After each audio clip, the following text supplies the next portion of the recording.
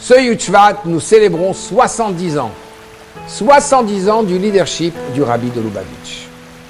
Le Rabbi ne s'est pas seulement concentré sur ses chassidim, il s'est concentré sur le monde entier, sur les juifs et également les non-juifs.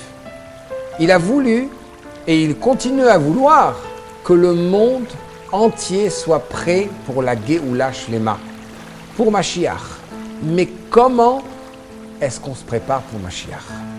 Comment est-ce qu'on peut être prêt pour ce grand moment où Dieu sera dévoilé dans le monde aux yeux de tous? Le Rabbi nous a enseigné la manière de penser, la manière d'agir, qu'il faut toujours rester fort, mais il nous a donné une clé dans les mains très importante. Et ça lui a été transmis par son beau-père, le Rabbi précédent. Cette clé très spéciale, c'est la clé du Chitat. L'étude de Chitat, du Dvar Malchut, Chitat forme les trois mots Chumash, Tanya, Tehilim. Le Chumash.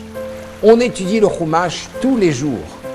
Lorsqu'on étudie le Chumash tous les jours avec Rashi, on comprend la Torah, on s'attache à Hachem.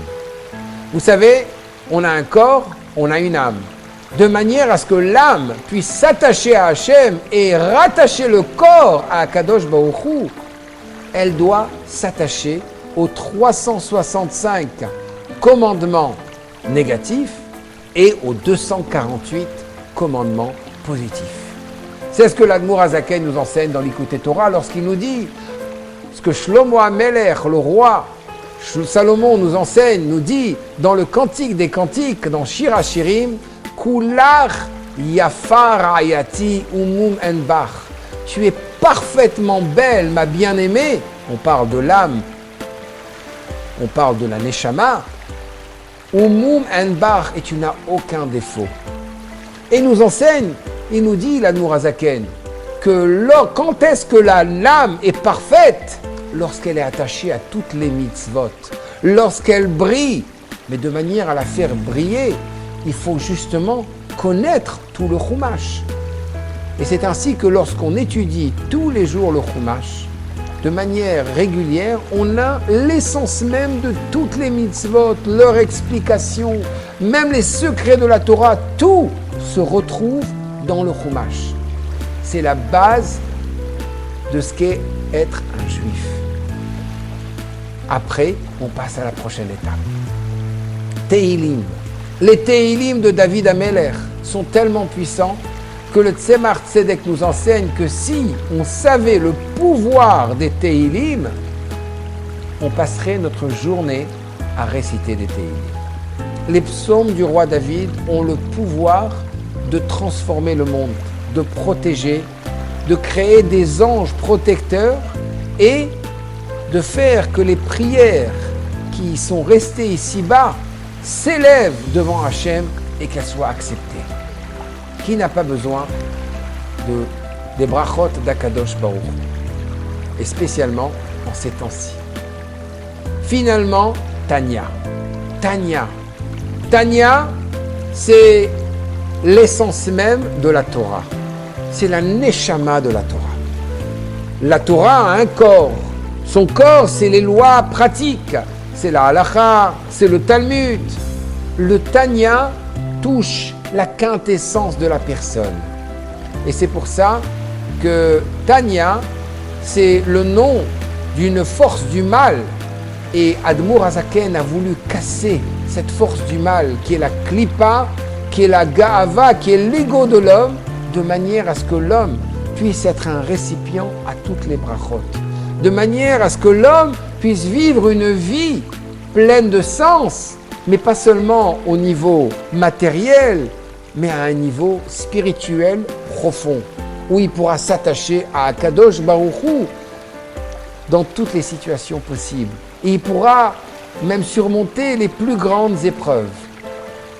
Prendre ces trois piliers, les mettre ensemble, c'est comme une bombe atomique. Une bombe atomique spirituelle qui permet à l'homme d'être attaché à Dieu, d'être protégé par Dieu, d'être attaché au Rabbi et par conséquent d'être béni dans tout ce qu'il fait. Je vous encourage dès maintenant de faire très attention à l'étude du Chitat. Et je vous dirais même plus, de le faire pendant la journée et de ne pas attendre la nuit. Ne repoussez pas le Chitat. Personnellement, j'ai vu dans ma vie, dans ma shlichut, comment, lorsque j'ai fait ce changement et que j'ai mis en priorité le Chitat comme première priorité de ma journée, toutes les choses, toutes les autres choses, tous les problèmes de la journée se règlent tout seuls.